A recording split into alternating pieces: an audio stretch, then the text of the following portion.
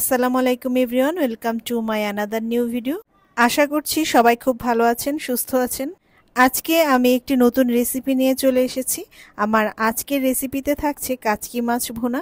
কাচকি মাছ রান্না করতে কিন্তু খুব বেশি সময়ের প্রয়োজন হয় না, খুবই কম সময়ে এটি রান্না করে ফেলা যায়। কম সময়ে এবং সম্পূর্ণ পুষ্টিগুণ ঠিক রেখে কিভাবে কাচকি মাছ রান্না করা যায় সেই রেসিপিটাই আমি আজকে শেয়ার করব আপনাদের সাথে। চলুন দেখে নেওয়া যাক কিভাবে তিতাস নদীর ফ্রেশ কাচকি মাছ আমি রান্না করছি। যারা এখনো আমার চ্যানেলটি সাবস্ক্রাইব করেননি, চ্যানেলটি সাবস্ক্রাইব করে পাশে থাকার রিকোয়েস্ট থাকলো। কাচকি মাছ রান্না করার জন্য প্রথমেই আমি দিয়ে দিচ্ছি 1 কাপ পরিমাণ পেঁয়াজ কুচি, দিচ্ছি সামান্য একটু রসুন বাটা। রসুন বাটা এখানে সামান্য পরিমাণে ব্যবহার করেছি, কারণ কাচকি মাছের যে নিজস্ব একটা টেস্ট আছে সেটা কিন্তু বেশি পরিমাণ মশলা দিলে ভালো লাগে না। তারপর দিয়ে দিচ্ছি সামান্য একটু আদা বাটা, দিচ্ছি স্বাদমতো লবণ। প্রায় 200 গ্রাম কাচকি মাছের জন্য এই মশলাটা আমি দিচ্ছি। দিয়ে দিচ্ছি প্রায় 1 চা চামচ পরিমাণ হলুদ গুঁড়ো, দিচ্ছি 1 চা চামচ পরিমাণ মরিচ গুঁড়ো। আপনারা যদি ঝাল বেশি খেতে চান তাহলে বাড়িয়ে দিতে পারেন। এ পর্যায়ে দিয়ে দিচ্ছি জিরা গুঁড়ো। জিরা গুঁড়ো এখানে আমি প্রায় 1.5 চা চামচের মতো ব্যবহার করেছি। এভাবে মশলা দেওয়ার কারণ হচ্ছে আমি কাচকি মাছগুলো একটু মেখে বসাবো। হাতের সাহায্যে আমি সবগুলো মশলা এখন মেখে নিচ্ছি। কাচকি মাছটা দেওয়ার আগে মশলাগুলো একটু মেখে নিতে হবে। তারপর এখন আমি কাচকি মাছ যোগ করব। এখানে মাছগুলো ভালোভাবে ধুয়ে পরিষ্কার করে নিয়েছি এবং পানিও ঝরিয়ে নেওয়া হয়েছে। মশলা মিক্সচারটার সাথে এখন আমি দিয়ে দিচ্ছি কাচকি মাছগুলো, এবং কাচকি মাছগুলো দেওয়ার পর আলতো করে মিশিয়ে নিতে হবে। মশলার সাথে আলতো করে মিশিয়ে নেওয়ার কারণ হচ্ছে মাছগুলো যেন ভেঙে না যায়। কাচকি মাছগুলো আগে থেকে একটু মেখে বসালে কিন্তু তেমন একটা সম্ভাবনা থাকে না মাছগুলো ভেঙে যাওয়ার। এই পর্যায়ে মাছগুলো মেখে নেওয়া হয়ে গেছে। মেখে নেওয়ার পর কাচকি মাছগুলো এখন আমি এক পাশে রেখে দিচ্ছি। অন্য পাশে চুলায় দিয়ে দিচ্ছি প্যান।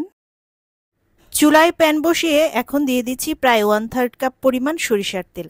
আজকে কাচকি মাছ ভুনাটা আমি সরিষার তেলেই করছি। তেল কিছুটা গরম হয়ে আসলে এখন আগে থেকে মেখে রাখা কাচকি মাছগুলো দিয়ে দিচ্ছি।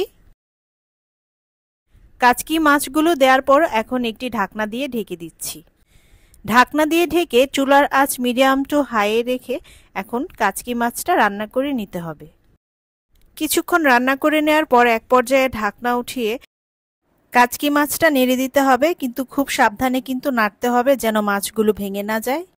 এজন্য প্যানের হাতলে ধরে মাছগুলো নেড়েচেড়ে দিয়েছি। এরপর আবার ঢাকনা দিয়ে ঢেকে দিচ্ছি।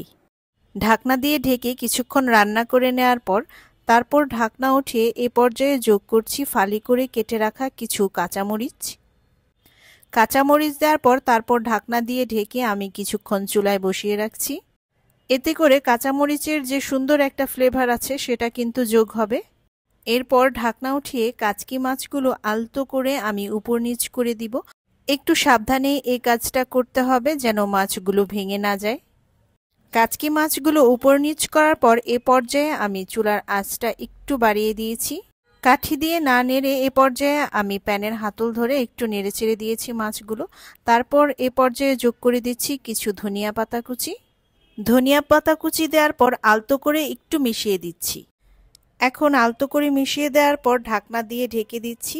তারপর চুলার ফ্লেম অফ করে আমি চুলাতেই কিছুক্ষণ বসিয়ে রাখবো।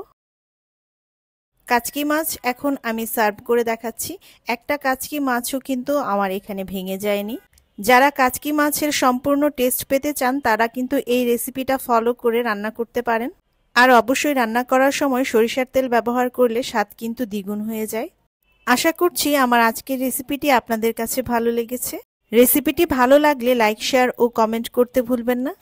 সবাই ভালো থাকবেন, সুস্থ থাকবেন, আমার এবং আমার পরিবারের জন্য দোয়া করবেন। আল্লাহ হাফেজ।